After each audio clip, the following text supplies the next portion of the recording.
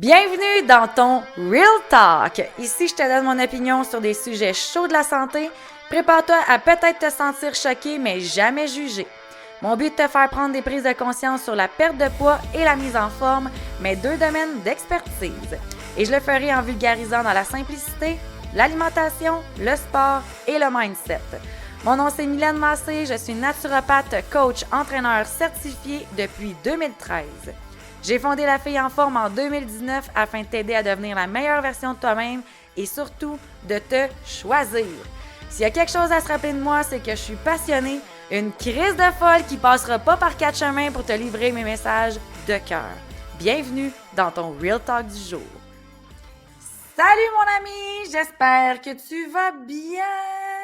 Bienvenue au 57e Real Talk, où est-ce qu'aujourd'hui, je vais parler des 3 pires grugeurs d'énergie.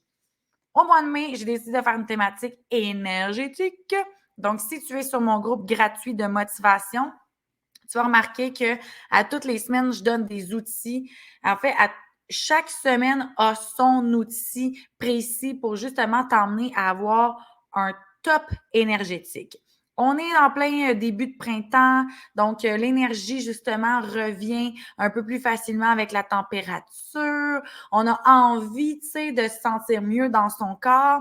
Sauf que quels sont les grugeurs énergétiques? Parce qu'on sait, mettons, qu'est-ce qu'il faut manger, puis on sait qu'est-ce qu'il faut prendre comme supplément pour se sentir mieux.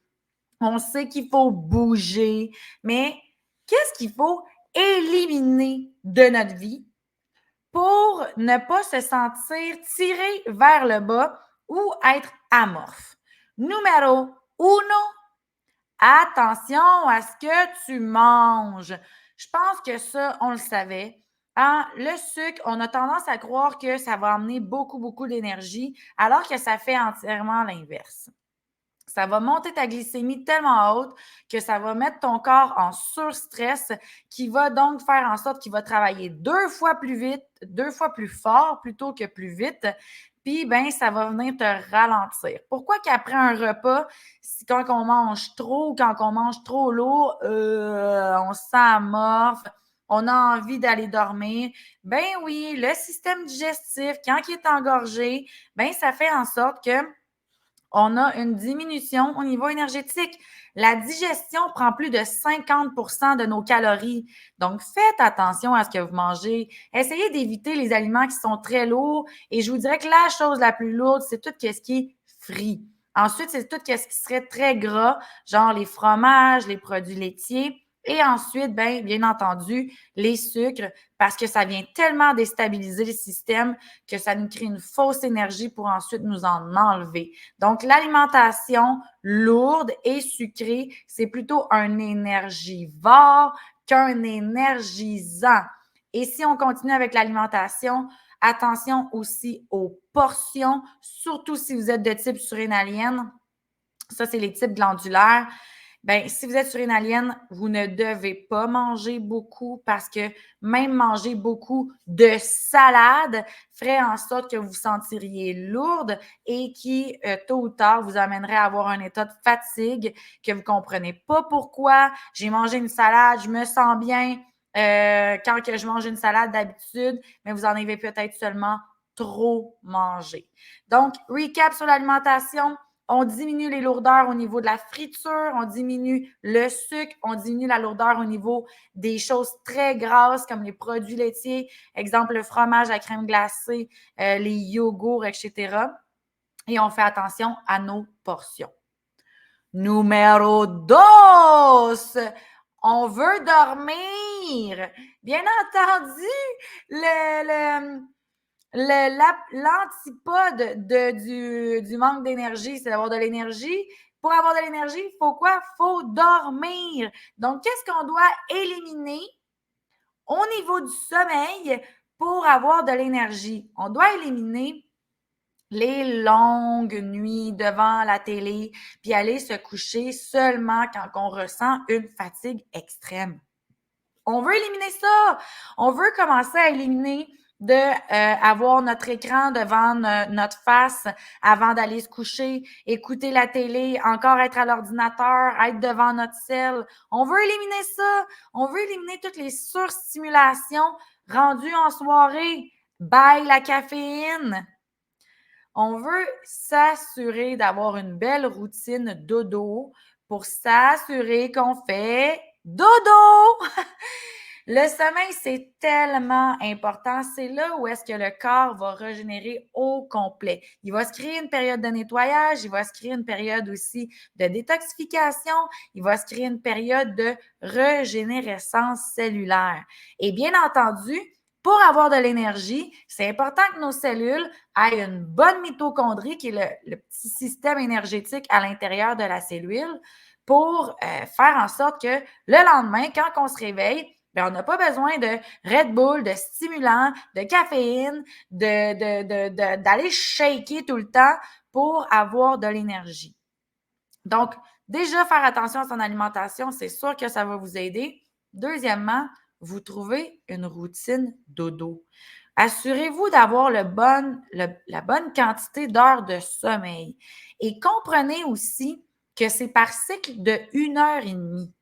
Donc, si vous pouvez dormir 1 heure et demie, 1 heure et demie, 1 heure et demie, 1 heure et demie, ce qui veut dire, mettons, par shot de 3 heures, 6 heures, 9 heures ou 7 heures et demie, ça serait mieux que d'avoir, mettons, un 8 heures et quart de sommeil. Donc, vous pouvez regarder ça. Je vais vous faire vous le tester. En fait, testez-le directement sur vous la fin de semaine. Regardez combien d'heures vous dormez.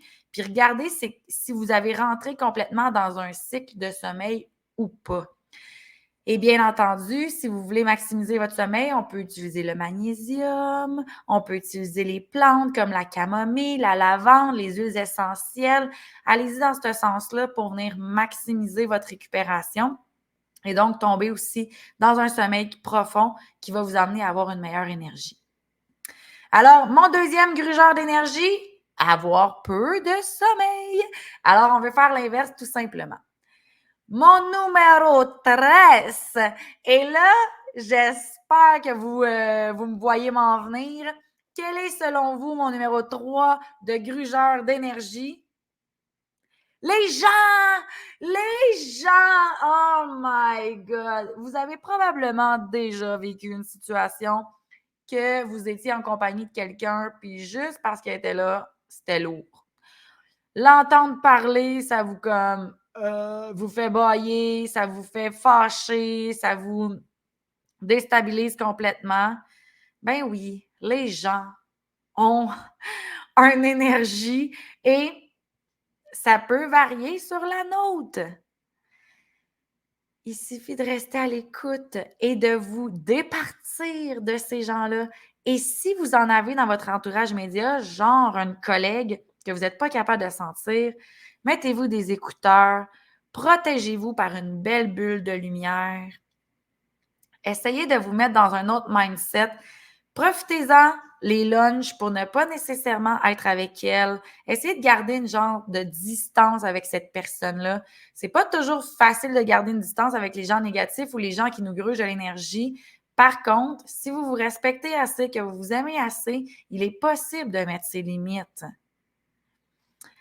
Alors oui, on doit se départir des gens qui nous grugent de l'énergie et peut-être juste vous questionner, est-ce que quand je suis avec cette personne-là, je me sens mieux ou je me sens moins bien?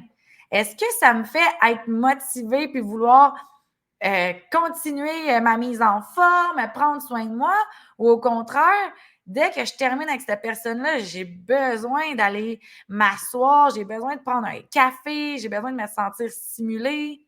Qu'est-ce qui se passe à l'intérieur de toi? Regarde les gens de ton entourage. Est-ce qu'ils t'amènent à justement avoir plus de vitalité ou moins? Alors, si on fait un petit recap, comment maximiser son énergie ou comment éviter les grugeurs d'énergie? Numéro 1, on évite la friture, les aliments trop gras, les aliments sucrés et on fait attention à nos portions. Numéro 2, on maximise un sommeil vraiment récupérateur. Allez-y avec les 1 heure et demie multipliées et essayez de vous avoir une routine dodo. Et numéro 13, éloignez les gens toxiques de votre vie. Ciao, bye, ma tante. Ciao, bye, mon oncle. J'ai plus besoin de toi dans ma vie. Je me sens mieux quand tu es loin. Alors, gardons ça ici. On va avoir une meilleure relation de cette manière-là. Et mon énergie ne sera pas affectée par ton humeur de merde. Viens me dire en commentaire, là, c'est lequel des trois qui t'interpelle le plus et ce à quoi tu t'engages pour avoir un mois de mai enflammé et super énergétique. Passe une belle journée. Salut!